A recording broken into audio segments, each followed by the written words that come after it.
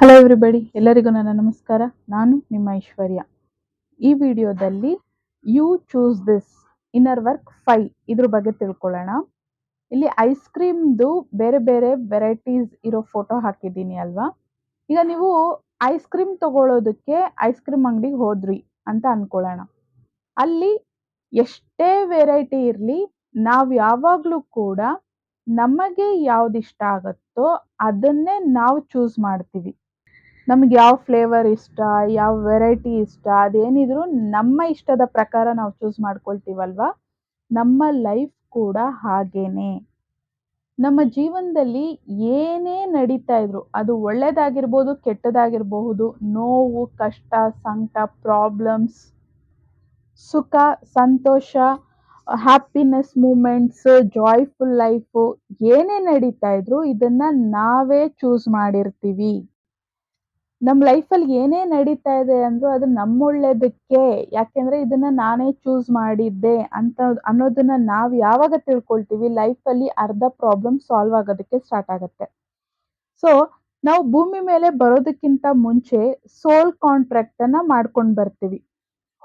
ಸೋಲ್ team ಅವರು, ನಮ್ಮ ಸೋಲ್ family ಎಲ್ಲರೂ ಕುತ್ಕೊಂಡು ಯಾರ್ಯಾರು ನಮಗೆ ಏನೇನಾಗಬೇಕು, ಯಾರ ಅಪ್ಪ ಅಮ್ಮ ಆಗಬೇಕು, ಯಾರ ಜೊತೆಲಿ ಹುಟ್ಟಬೇಕು, ಅಕ್ಕ ತಂಗಿ ಅಣ್ಣ ತಮ್ಮ ಅಂತ, ರಕ್ತ ಸಂಬಂಧಿಗಳು ಯಾರಾಗಬೇಕು, ಸ್ನೇಹಿತರು ಯಾರಾಗಬೇಕು, ಅಕ್ಕಪಕ್ಕ ಮನೆಯವ್ರು ಯಾರಾಗಬೇಕು, ಟೀಚರ್ಸು, ಕೊಲೀಗ್ಸು, ಗಂಡ ಅಥವಾ ಹೆಂಡತಿ, ಮಕ್ಕಳು, ಮೊಮ್ಮಕ್ಕಳು, ಯಾರೇ ಆಗಲಿ ಇವರೇ ಇದೆಲ್ಲ ಆಗಬೇಕು ಅಂತ ಕುತ್ಕೊಂಡು ಮಾತಾಡಿಕೊಂಡು ಸೋಲ್ ಕಾಂಟ್ರಾಕ್ಟ್ ಅನ್ನ ಮಾಡ್ಕೊಳ್ತೀವಿ.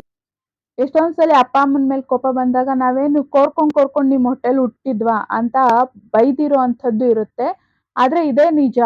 ಅವರನ್ನ ನಾವು ರಿಕ್ವೆಸ್ಟ್ ಮಾಡಿರ್ತೀವಿ, ಈ ಜನ್ಮದಲ್ಲಿ ನೀವು ನಮಗೆ ಅಪ್ಪ ಅಮ್ಮ ಆಗಿ ಬನ್ನಿ, ನಮ್ಮನ್ನ ನೀವು ಹೇರಿ ಅಂತ ನಾವು ರಿಕ್ವೆಸ್ಟ್ ಮಾಡ್ಕೊಂಡು ಅವ್ರ ಹೊಟ್ಟೆಲಿ ನಾವು ಹುಟ್ಬಿಟ್ಟು ಬಂದಿರ್ತೀವಿ.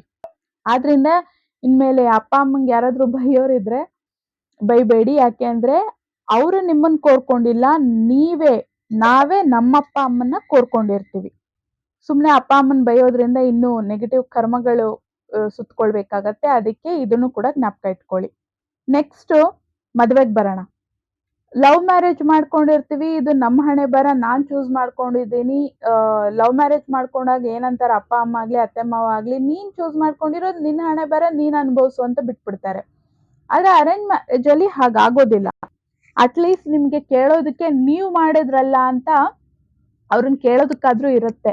ಏನಾದ್ರು ಪ್ರಾಬ್ಲಮ್ಸ್ ಬಂದ್ರೆ ಅದನ್ನ ಸಾಲ್ವ್ ಮಾಡಿ ಅಂತ ಕೇಳ್ಕೊಳ್ಳೋದಕ್ಕೆ. ಆದ್ರೆ ಗೊತ್ತಿದ್ಯಾ, ಅರೇಂಜ್ ಮ್ಯಾರೇಜ್ ಅಲ್ಲೂ ಸಹ ನಮಗೆ ಗಂಡ ಅಥವಾ ಹೆಂಡತಿಯಾಗಿ ಇವರೇ ಬರ್ಬೇಕು ಅಂತ ನಾವೇ ಚೂಸ್ ಮಾಡ್ಕೊಂಡು ಬಂದಿರ್ತೀವಿ.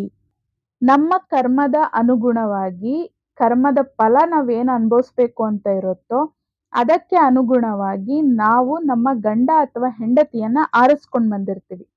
ಅವರು ನಿಮ್ಗೆ ಕಾರ್ಮಿಕ್ ಆಗಿರಬಹುದು, ಸೋಲ್ಮೇಟ್ ಆಗಿರ್ಬೋದು, ಟ್ವಿನ್ ಫ್ಲೇಮ್ ಆಗಿರಬಹುದು. ಹೇಳ್ತಾರೆ ದೊಡ್ಡವರು, ಕರ್ಮಕ್ಕೆ ತಕ್ಕಂಗೆ ಗಂಡ ಅಥವಾ ಹೆಂಡತಿ, ಪುಣ್ಯಕ್ಕೆ ತಕ್ಕಂತ ಮಕ್ಕಳು ಅಂತ. ಇದು ಖಂಡಿತವಾಗ್ಲೂ ನಿಜ. ನಮ್ಮ ಕರ್ಮದ ಅನುಸಾರನೇ ನಮಗೆ ಗಂಡ ಅಥವಾ ಹೆಂಡತಿ ಅನ್ನೋರು ಸಿಗ್ತಾರೆ.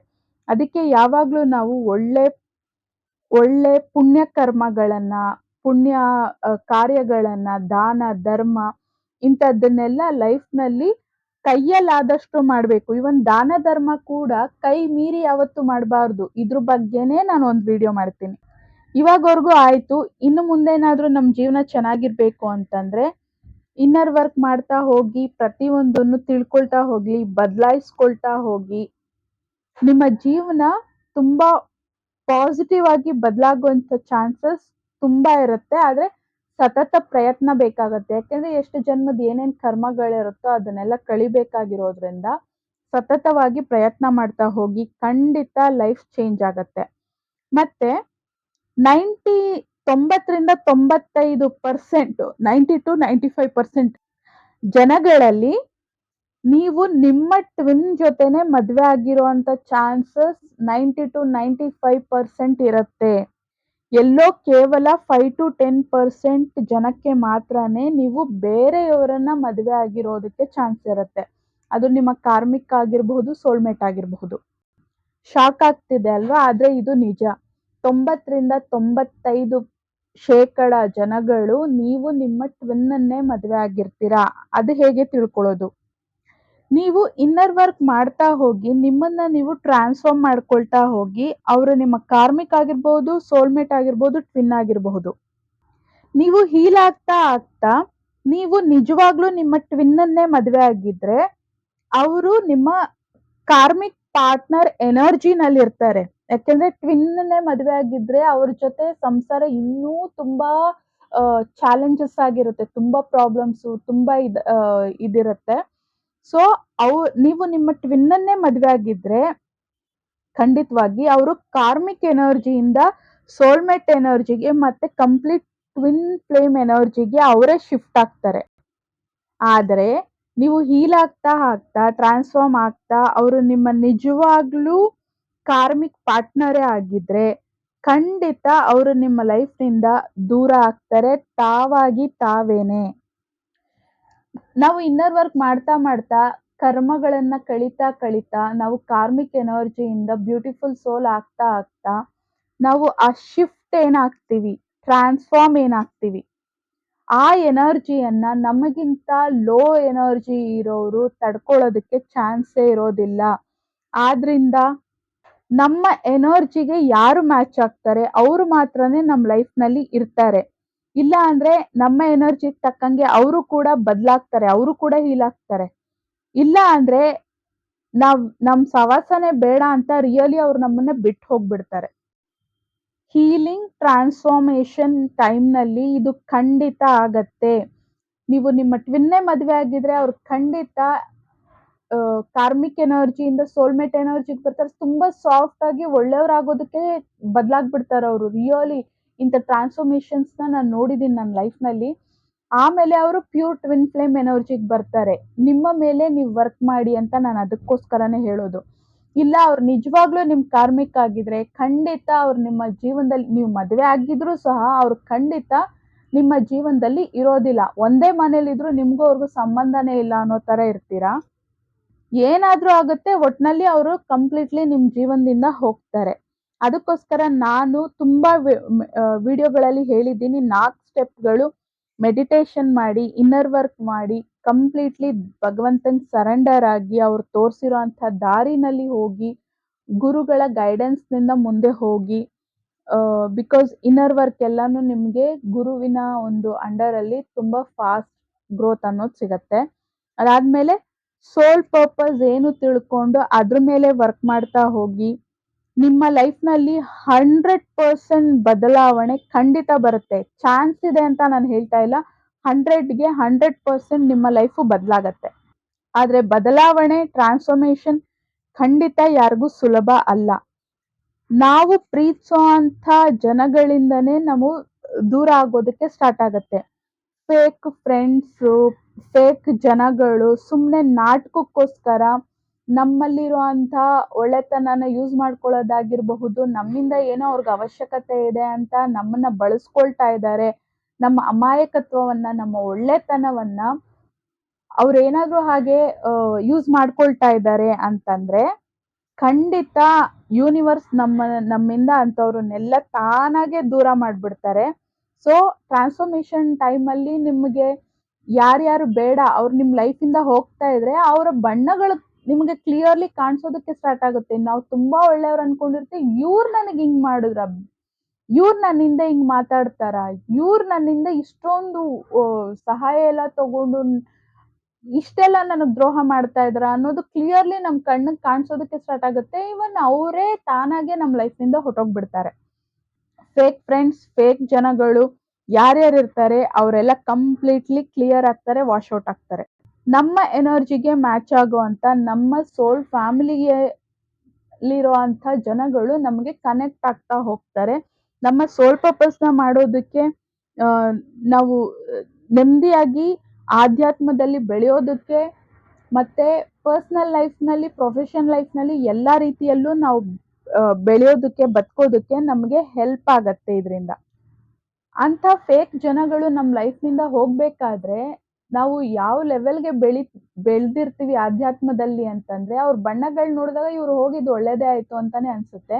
ಮತ್ತೆ ಅವ್ರು ಇರ್ಲಿ ಇಲ್ದಲೇ ಇರ್ಲಿ ಧೈರ್ಯವಾಗಿ ಬದುಕುವಂಥ ಧೈರ್ಯ ಶಕ್ತಿ ಎಲ್ಲಾನು ನಮಗೆ ಆಲ್ರೆಡಿ ಯೂನಿವರ್ಸ್ ಕೊಟ್ಬಿಟ್ಟಿರುತ್ತೆ.